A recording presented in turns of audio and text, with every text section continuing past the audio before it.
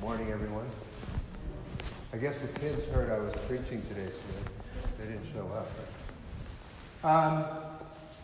I'm sure you're all familiar with the television show Survivor. It's one of my favorite shows. I watch it pretty much every week, I admit it. So you got these castaways that go, they put them on this deserted island, and they have to fend for themselves, get food, and build shelters. They have competitions every few days. Every few days, one of them gets voted off by the other until at the end of the season, there's the one sole survivor who's the winner of the game. Now, the episode that aired last week, there was a challenge that four of the contestants participated in. They called it a log challenge. It was three women and a man, and they had to go on this long hike from a beach up to the top of a hill. So it was uphill, and get 20 logs and bring them back to the beach. Each one of them had to do this individually. They could only take one log at a time. So they had to make 20 trips back and forth. It was very grueling, right? And as it continued, they were getting more and more tired. And about halfway through, the man, his name was Ethan, he was really having difficulty. He was dizzy, he was stumbling. It looked like he wasn't going to be able to finish. In fact, the medical team came out to check on him. Meanwhile, the women were continuing and they finished. I thought Ethan was going to quit, but he somehow found the strength to do it until he had one log left. And as he was going up that hill to get the last log, he realized he wasn't alone. The three women decided to accompany him, to go with him, to support him.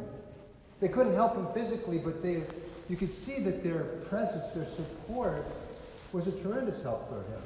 And when he finally got that log back to the beach, all four of them celebrated his accomplishment, that great difficulty that he had. And it struck me because in this game that is all about competition, it's all about winning and losing, about separating yourself as the greatest. These four broke the mold. Their commitment to help one another, their commitment to service one another was pretty cool. And as I was praying and reflecting on this gospel passage in these past few days, I found myself thinking about that log challenge and Survivor. Because Jesus tells us that discipleship is not a competition. Right? James and John and their mother go to Jesus. They want him to declare them to be the greatest among the apostles. Right? A very selfish request. They want to be the sole survivors. Right? But Jesus reminds them and us that discipleship, Christianity, is not selfish. It's about selflessness. It's about service to others. He goes so far as to say, whoever wants to be the greatest will be the servant of all. But that's not a bad thing. That's a good thing. Right? That's kind of the point of Christianity. Because here's the thing about greatness and service in the Christian context. If my objective is to be the greatest Christian, I will fail miserably at that objective. Because seeking greatness is the antithesis of Christianity. On the other hand, if my objective is to be a humble servant, right, only wanting to help others, then I may be a great Christian, but I won't know it. I won't notice it because I'm not about greatness. It won't matter to me if other people think I'm great or mediocre. So that's what I really liked about that episode in Survivor, was that in this game that's all about separating yourself as the greatest, we have this restraint, this act of humble service, this act of authentic kindness to others.